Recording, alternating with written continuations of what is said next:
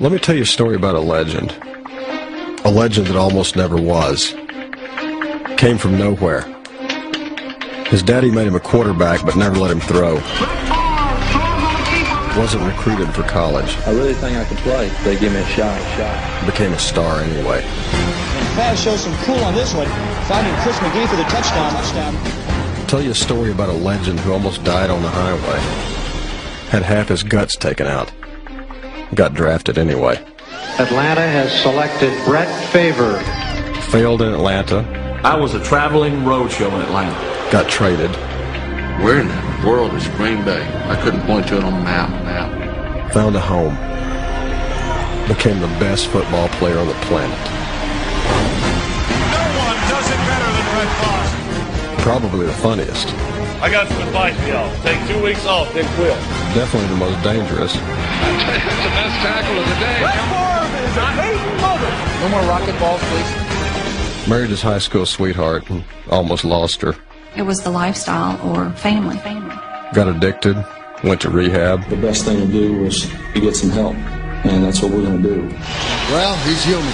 Won a Super Bowl, lost another, kept on going, kept getting older, lost his daddy. Get out there and play. Are you crazy? I mean, I could see him saying that. Won our hearts. I think the legend just grew. I'm just old and washed up. Trying to hang on. Bret Farve starts his 200th consecutive game behind center. I got to see this. This Farve out here. Bret Farve. To hear people say, I would pay X amount of money to go watch Bret Farve play. It may be good, it may be bad, but I love to watch him play. That's the way I play the game. I will give you everything I got, and I will compete to the end. Stars fade away. Champions come and go. But legends, they're forever. The miracle never cease here at Lambeau Field. Who is this guy now? How do you pronounce his name?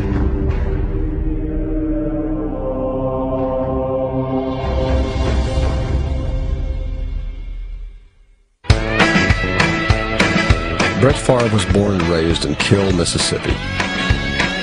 Don't bother looking for it on a map. You won't find it. He grew up on a road named after his daddy, and that's where Big Irv Farve started his son on the path to being a legend. My dad was a football and baseball coach, and that's all I knew.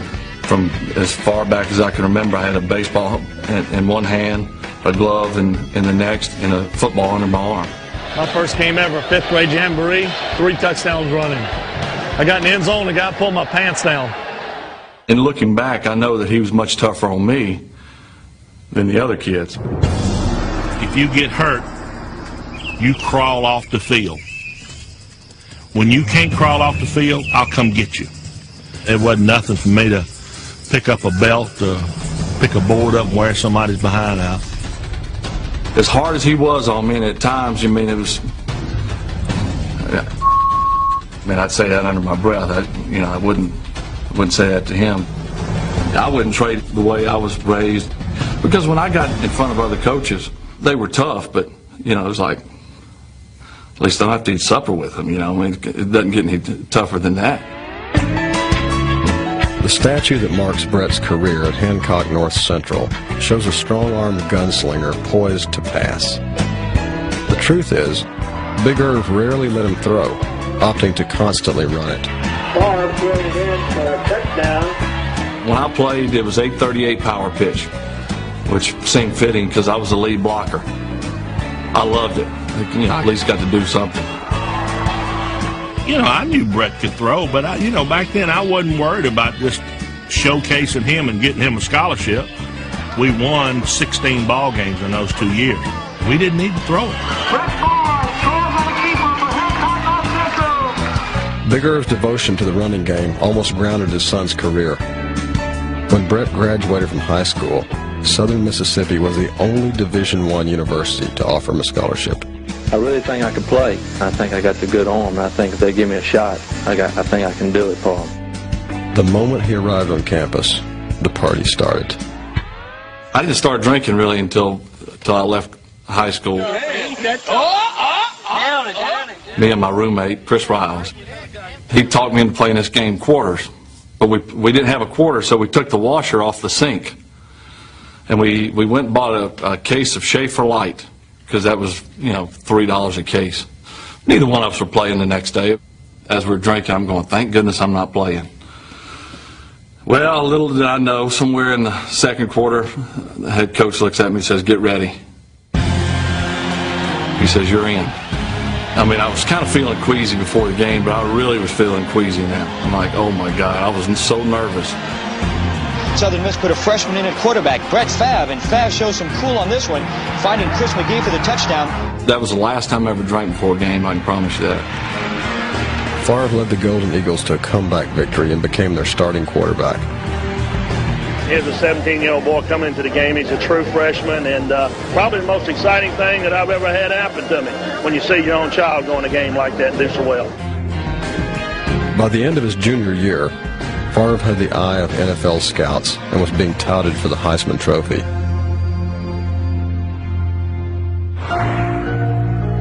That all vanished on July 14th, 1990, just a mile from his home.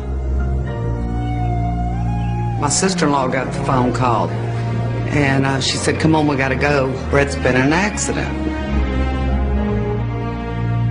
And then when I saw the car, I thought, there's no way he made it. I remember sticking a tube in my nose. I'm out wide awake, blood's gushing out of my nose. And they said, we got to have emergency surgery. 30 inches of your intestines has died, and we have to take it out now. I'm in so much pain right now, I can hardly raise out of this bed. Everyone else is saying, I don't know if he's going to play. It doesn't look good. Dad wasn't one of those to say, we'll sit this one out and come back next year. He just kind of sat in the back, doctor leaves, he said, I don't know, I think a few days, I think you'll be fine. And I kind of thought the same way. I've played 3 years, I know the system, and it's just a matter of getting back in shape and getting back out there and throwing some passes. I remember walking out of the hospital. I haven't seen sunlight in 7 days, and the sun was just blinding, and I was just pale white. Our first game was against Delta State here, which was a month after my surgery. I didn't even dress for the game. The following week we played Alabama, and I said, I'm playing. We want to get this clear now. Bret Favre will start. My uniform, which fit me before, was sagging off of me. I'm like, it's one of the lineman's jockstrap that I get. I was just shriveled up. He barely passed for 100 yards, but he played, and he won, revealing the courage that would one day make him football's Iron Man quarterback. The Southern Mississippi Eagles upset Alabama 27-24. It would not be the last time that Bret Favre beat the odds. Draft day 1991. Half of the kill packed Big Irv's house and watched Bret Favre get passed over for quarterbacks Todd Marinovich and Dan McGuire. After 6 hours, he finally got a call from the New York Jets. Well, if Atlanta doesn't take me, they're taking it. Atlanta has selected Bret Favre, quarterback, Southern Mississippi. The NFL got his name wrong, but Favre was certain the Falcons got the right man. Well, we'll see in the coming years who's the best quarterback, and I think he was third on the Atlanta Falcons depth chart and his coach's #1 punchline. He looked like a 3-year project, and I was working on a 2-year contract. This is my lasting impression of Jerry Glanville. And it's funny, but at the time it wasn't funny. I walk out and he said, hey, Mississippi. I said, hey, Coach, how you doing? Call me Jerry. I said, okay, hey, Jerry. He says, what school are you from, Mississippi? I said, Southern Miss. Yeah, I'm a Southern Miss. He said, no, damn, we drafted the wrong guy. We wanted a guy from Mississippi State. Where's Mississippi? Is he throwing spirals? He throws spirals. We're going to have a damn party. Mississippi, you're not going to play tonight? I tell you what, we got to have 2 plane wrecks and 4 quarterbacks go down, and you're it. I was a traveling roadshow in Atlanta. The only thing they used me for was Jerry Glanville would bet guys when we went to stadiums that I could throw the ball on the 3rd deck. And hell, I thought I was somebody. Everybody, come on. Mississippi's going to show us something. I bet anybody $100. Favre can throw it up in the third deck. Yeah, I could always sucker in somebody that hadn't seen it, and I always bet on Mississippi because he didn't care if he dislocated his arm if we could win the bet. I'm over there, we're giving them one of these. The guys, they putting up $100. I mean, the money would exchange hands with Jerry now.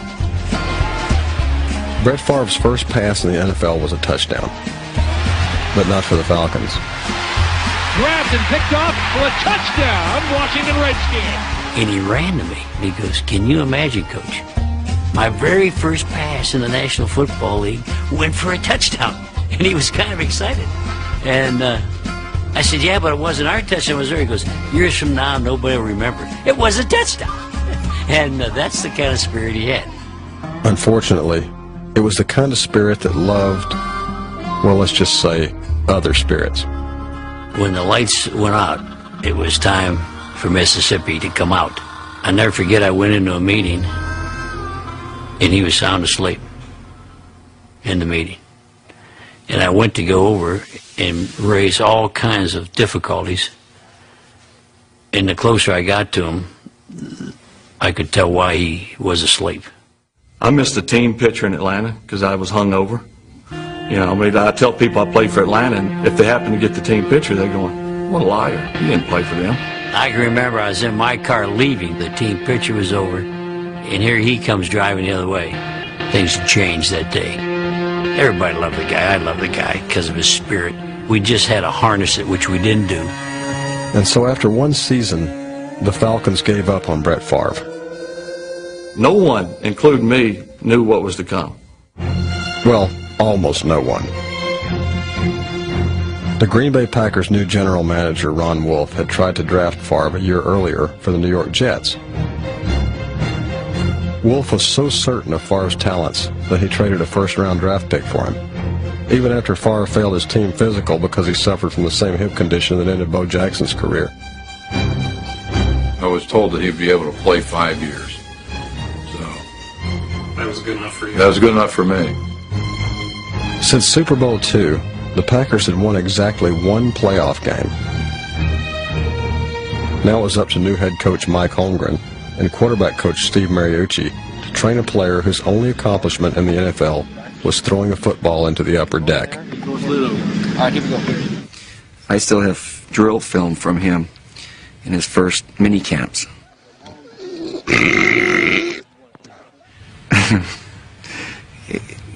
First impression, this is going to be a project. Now, he wasn't starting. Don Majkowski was playing, and so he was going to be a backup.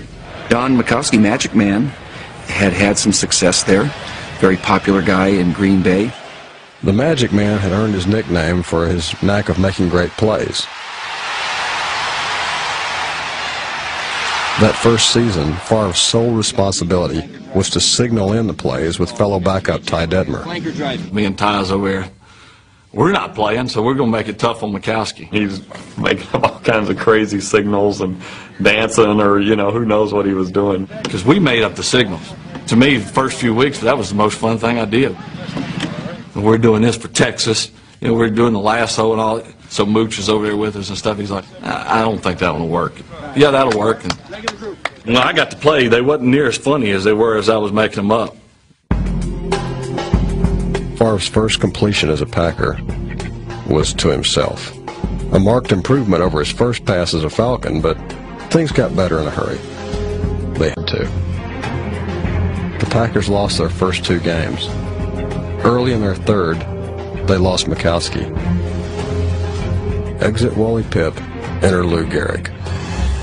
I remember thinking on the sidelines, here I am, a first-year head coach. I'm never going to win a game in this league. Bret went in, and I saw some of the darndest things I'd ever seen in my life. First play audibles to a play we've never worked on before. 24, and I'll drive back thinking, boy, I just did something good, and I get drilled in the back. Fumble. I'm thinking, where did that guy come from? I was running around and just, I think I lost 2 or 3 fumbles and could have lost 6 or 7. Let's got to get better than this, because I won't be around long. But we're in the game. Well, you got 1:07. You still got a chance. If you score a touchdown and an extra point, you could win it 24-23. And he threw 3 of the most beautiful passes I'll ever see in my life. If you ever wondered what it looks like when a legend is born, this is pretty much it.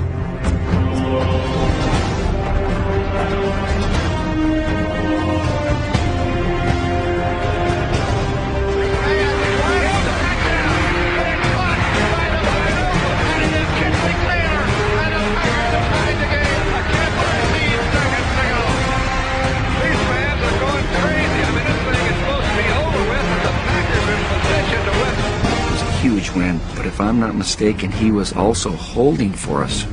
He was holding for the extra points. He didn't want to do that. If you watch the actual kick itself, as he's kicking it, both hands are like this instead of like this. Because I'm like, I am not getting kicked. So I get the ball right before he goes to kick it, I do this. But the ball stays straight up. It's stuck there in the mud.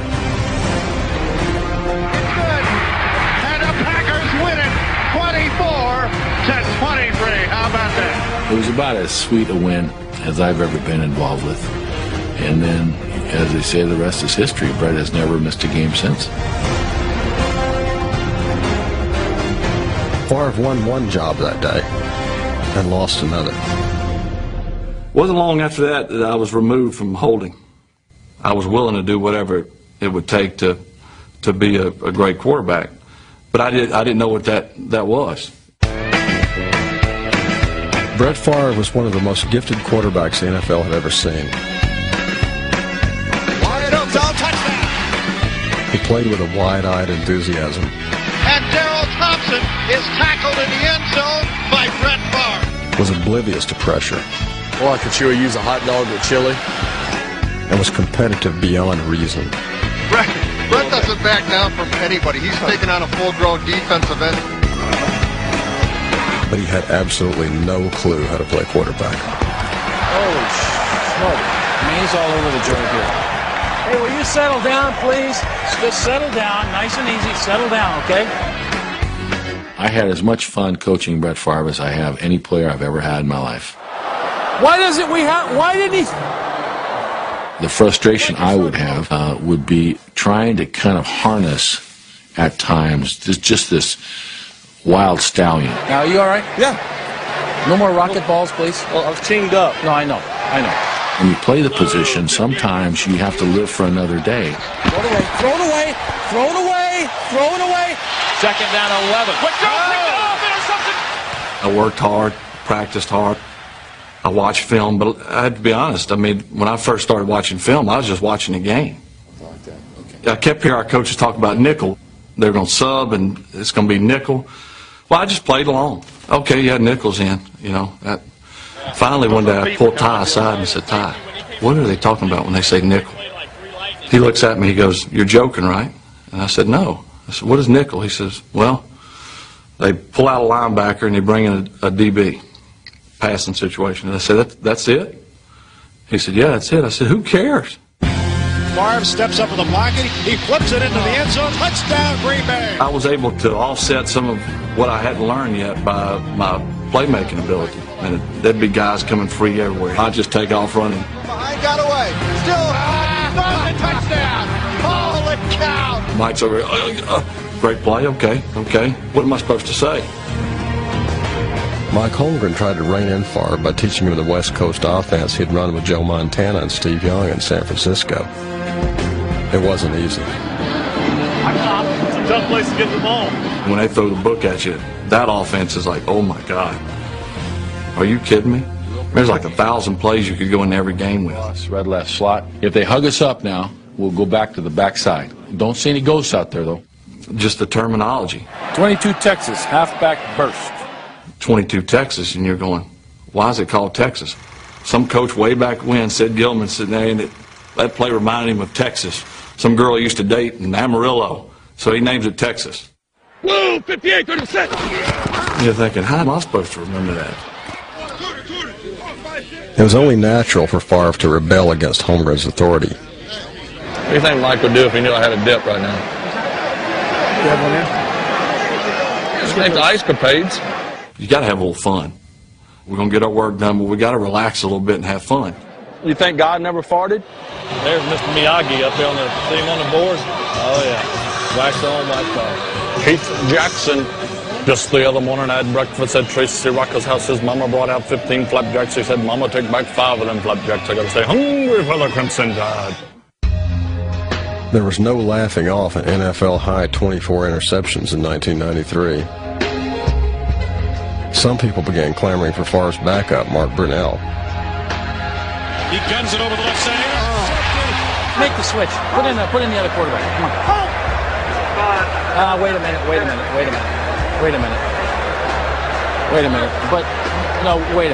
But you know what? He's got to know he's up here, okay? The newspapers would say things, talk radio, whatever. I was convinced Bret was the guy that was going to take us to wherever we're going to go. And I said, look, forget about all that. You and I are joined at the hip. And we're either going to get to the top of the mountain together or we're going to wind up in a dumpster. But it'll be together. You got to commit. And I committed to him. And then he just continued to get better and better and better. Now throw sidearm downfield. Sharp, touchdown! How about far west left slot pass, 396 to Omaha.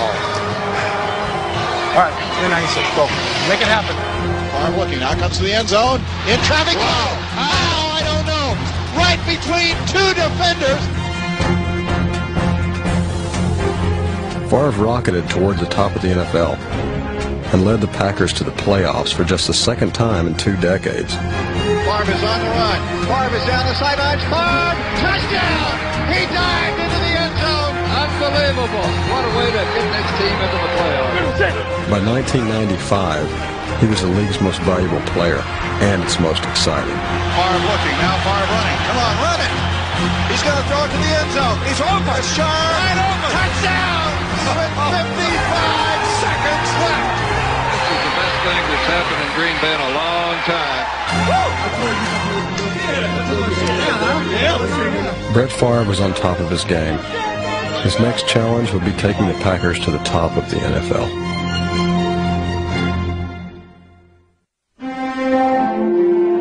She was with him from the very beginning. I've known Bret since elementary. We always knew each other. We went to a small school. When we were in college, he used to throw to me. I don't think I realized the strength in his arm until I started catching more. There was no way I would ever tell him that, he was hurt my hand, or I think my hand was bruised the next day, but I wouldn't tell him. I just kept catching it. And then his dad says, you're throwing too hard to her. He said, she can handle it. Deanna Tynes could catch just about everything Bret Favre threw her way. They'd been together 10 years and still weren't married when she finally moved to Green Bay with their young daughter, Brittany. That's when he threw her a curveball. I think it took about a month, and I realized there was something, really strange going on, and he was staying up all night long, probably till 3 or 4 in the morning, playing on the computer, watching TV, and then he would get up at 7 o'clock and go to work. Every evening, I think I expected him to come home and take a nap and get some rest, and he just didn't do it. He was sleeping 3 or 4 hours a night, and that's just not normal. At first, I guess it's like anyone with addiction. At first, you don't think much about it, even though you're doing it every day. Had it been affecting my play, I would have said, hey, this is killing me. But hell, I was playing great, wasn't sleeping, was practicing fine, no one knew anything. Favre's use of the painkiller Vicodin was not a secret. His addiction was. We all knew that he was taking Vicodin, and he would not miss a game. We all know that. He's got over 200 in a row. He would not miss a game. But what most people don't know, he wouldn't miss a practice. He did not want to miss a practice, not a walkthrough. His intentions were noble. It was because he wanted to be out there with his teammates every day and not let anybody down. Never took it before a game. And at first I used it for pain. And after a while I used it for recreation. And I knew that was wrong. Eventually that'll land you in jail if it doesn't kill you. By January of '96, he was taking a dozen pills a day. Then his addiction nearly did cost him his life. Routine scope on my ankle and had a seizure in the hospital room, and that's kind of when it hit me.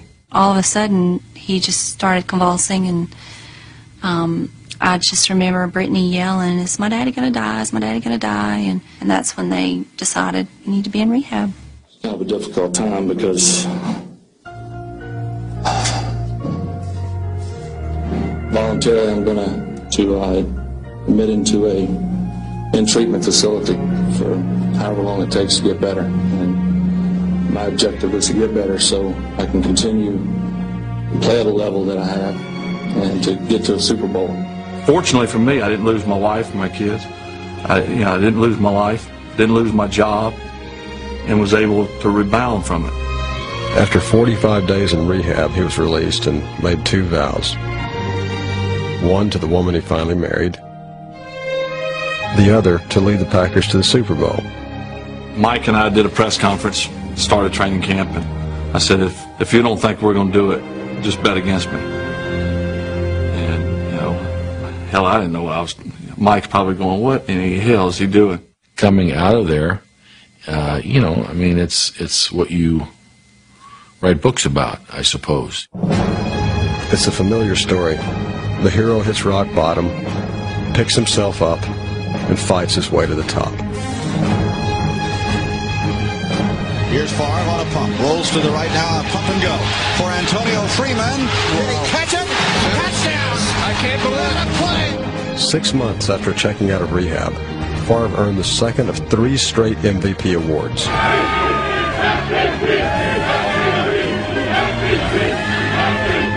He also made good on that promise about the Super Bowl.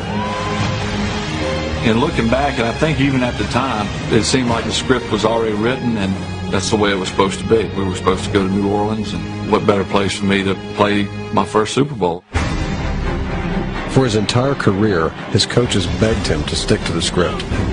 In Super Bowl 31, it took him 2 plays to rewrite it. Appears to be changing plays at the line of scrimmage. The kid who didn't know what a nickel defense was called an audible and cashed in. Wide open. It is going to be a touchdown to Andre Rison. Rison takes it across the goal line. Look at Brett Favre coming off the field. He is so happy.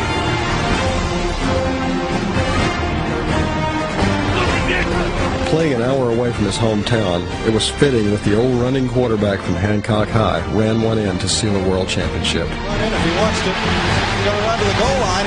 Yes, touchdown. The big Lombardi Trophy is coming home. World champion, Green Bay Packers. What he did that day is part of the legend, I suppose.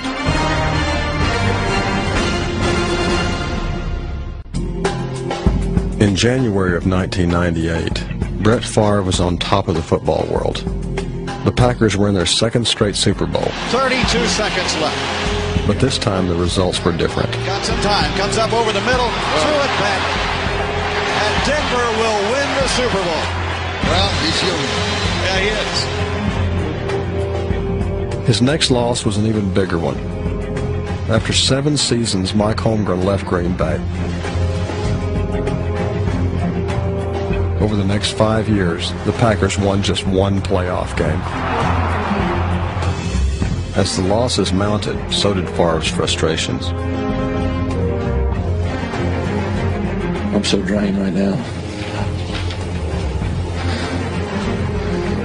He hadn't missed a game since 1992, the longest streak of consecutive starts by a quarterback in NFL history. All those Sundays were finally taking a toll.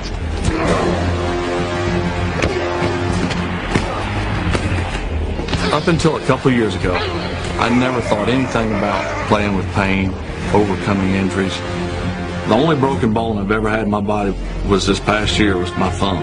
That's the first time I ever broke a bone. In 2003, Favre led the league in touchdown passes for a record-tying 4th time. A remarkable feat considering he played most of the season with a broken right thumb.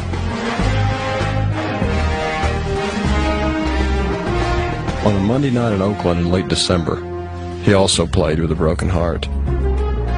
About 24 hours before the Packers were to face the Raiders, Favre was playing golf with teammates Ryan Longwell and Doug Peterson. And Doug's cell phone goes off. No big deal. He picks it up and says, "Oh, hey, Deanna." He immediately knew from my reaction on the phone that something was wrong. He gives me the phone, and it's Deanna. I'm like, right away, "What is it?" And she said, "It's your dad." And I just knew. I dropped the phone, and I didn't even ask what it was. I knew he was dead. While America learned that Irv Favre had died of a heart attack, Bret wondered whether he should play the next night. I knew he'd play.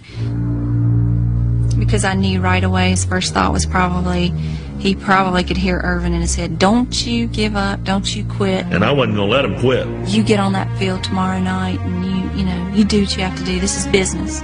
Take care of business. He knows when to be business, and he knows when to play. That's what his dad would want him to do, play football. That's what he lived for. When you can't crawl off the field, I'll come get you. And I could see Big Irv standing over there going, "Bret, you're going to play. You're not coming off the field. I don't care. You're going to play."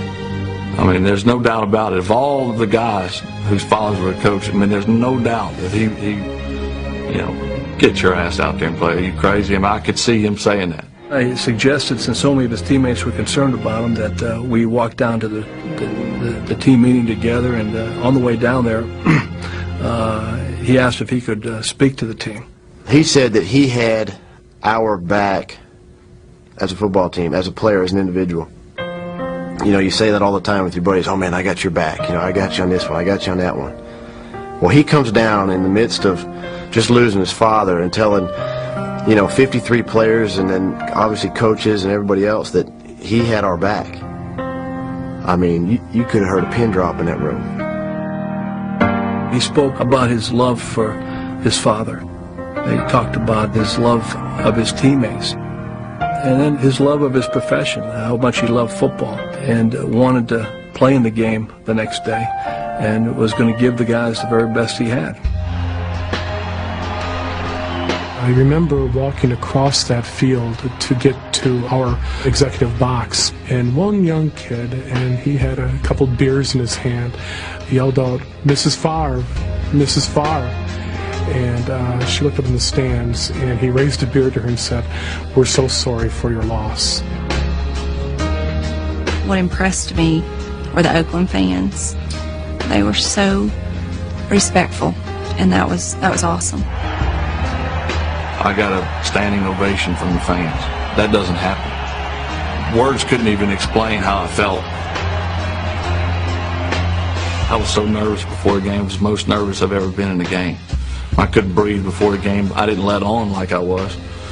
Butterflies is an understatement. I mean, it was crazy. Here's this toughest man in America trying to hold it together. It's his dad, and the world is watching. I was so worried that I would lay an egg in that game.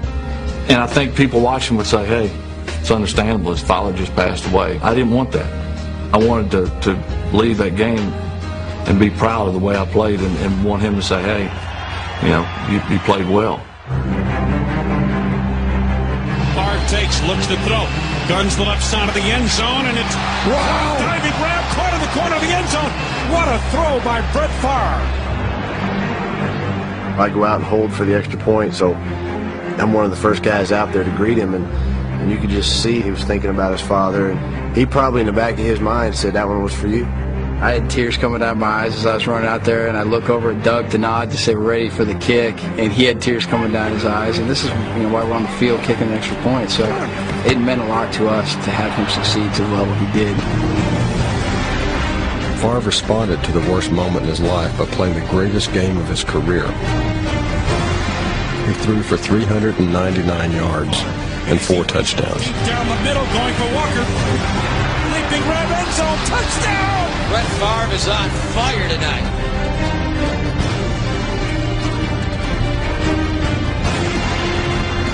Clearly, he felt his father's presence and the support of his wife. I think there was an awful lot of eye contact between Bret on the field and Deanna in the box. They've been high school sweethearts. They have 2 children together.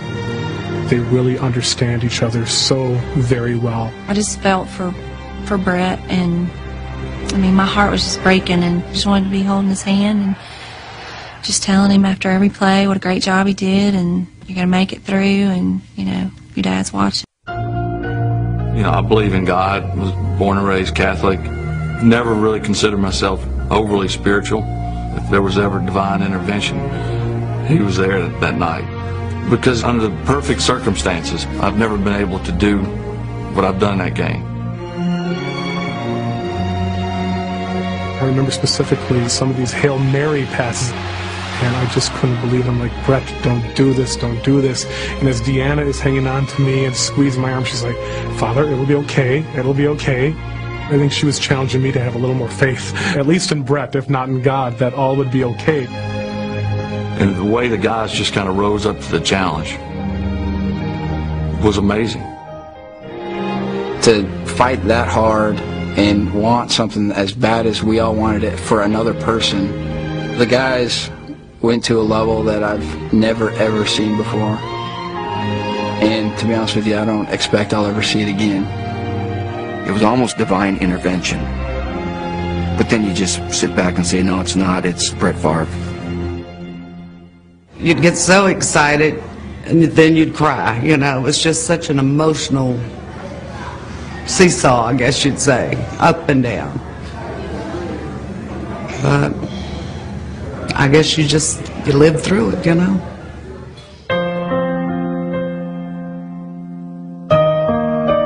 The outcome of that game, it was so emotional, but it was so special. I mean, it was like, you know, the entire game was specifically for his dad. It was so hard, but it just made it so special that we all, you know, just kind of rallied around his performance, and you just kind of hang on to that, and it was like he was really there. So it had a great impact on getting us through.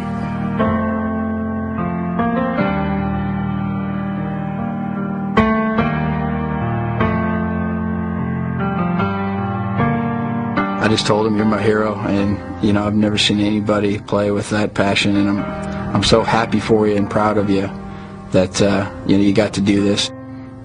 I believe I told him I thought his dad would be proud of him today.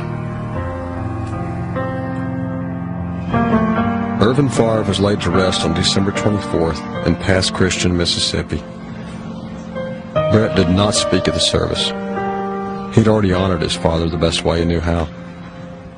I do not have to give a eulogy for Big Irv. If you want to hear and see a eulogy for Irvin, go back and look at the game that Bret played the other night. That's the eulogy to Irv. If this were a Hollywood movie, Bret Favre would have overcome the death of his father and led the Packers to another championship. But this wasn't Hollywood. It was Philadelphia. 2 games short of the Super Bowl, Favre threw the interception that ended the Packers' 2003 season. It's a shame for our team to end the season losing, but it's a shame for me to walk away off that field knowing that all the things I'd been through that season, that it ends this way. But if I had to do it all over again, I wouldn't change not one thing. I'd break my thumb again. I would bring my dad back, but I would play the game the same way. If anybody ever earned the right to ride off into the sunset, it was Bret Favre. But in 2004, the Packers started 1-4. His brother-in-law died while riding in an all-terrain vehicle, and his wife was diagnosed with breast cancer. I've never found myself saying, why me or why us? It takes too much time, and it doesn't matter anyway, because it is what it is, and you deal with it the best way possible. He's dealt with it the same way he's weathered every storm since 1992, by starting at quarterback for the Green Bay Packers.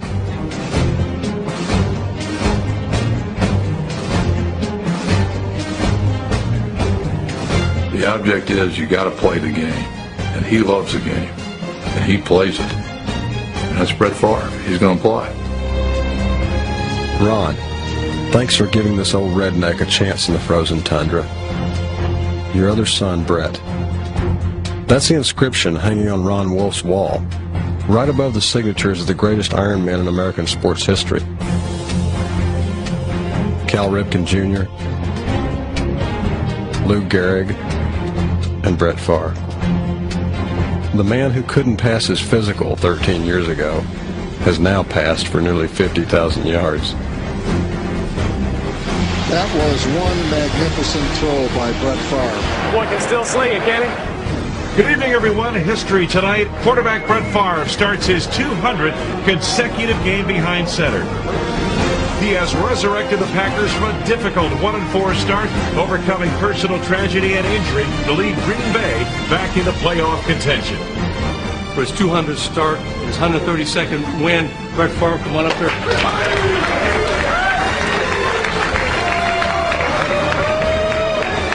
They don't make it much tougher for this guy.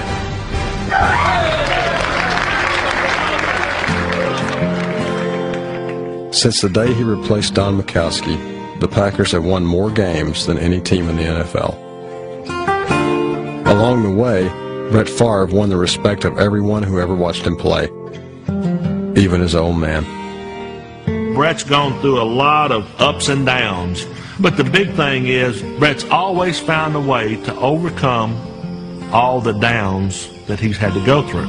You know, it makes me happy to know that somebody out of my household and a kid that I coached and happens to be my own child has accomplished so much.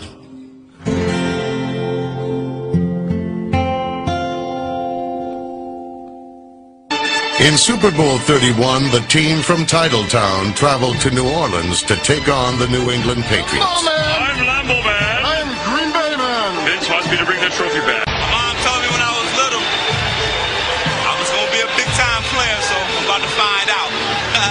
What most fans already knew was that Bret Favre was more than a big-time player. To be changing plays at the line of scrimmage. Two wide receivers right. Chimera is the tight end to the right, and back goes Bret to throw. Here they come. He's got time. He's throwing it downfield. He's got it wide open. It is going to be a touchdown. Rising takes it across the goal line. Look at Bret Favre coming off the field. He is so happy. I think old Bret called the exact right audible for the situation there. This time he's going to go long upfield. There's wide open. Freeman, 50, 45, 40, 35, 30, 25 down the sideline. He's on the way. A long pass play. Bret Favre again checking out at the line of scrimmage. And Antonio Freeman on a perfect throw by Bret Favre. It is 81 yards and a touchdown, and the Packers back in the lead. Hey, we got some big plays coming. The biggest play of the game, however, didn't come from Green Bay's dangerous offense. Instead, it came from the Packers' smallest, but most lethal weapon. Here is a high floater. Boy, this is a nice kickoff. Desmond Howard has to back up. Can't get the run from the goal line to the 5, to the 10, to the 15. Through a hole to the 20. To the 30, outside, to the 40. He may be gone. Midfield, to the 40, the 30, the 25, 20. Touchdown for Desmond Howard. He has been MVP without a doubt. The MVP's 99-yard return was not the only record set on this day. Reggie White notched a new Super Bowl record for sacks in a game. And here goes Bledsoe back. Here they come. They got him again. Back in the 20. Hello, Reggie. 3 sacks for Reggie. And 3 Super Bowl titles for the Green Bay Packers. Champions for the first time in 29 years. This trophy, as important as it is to any other team and any other player, it means more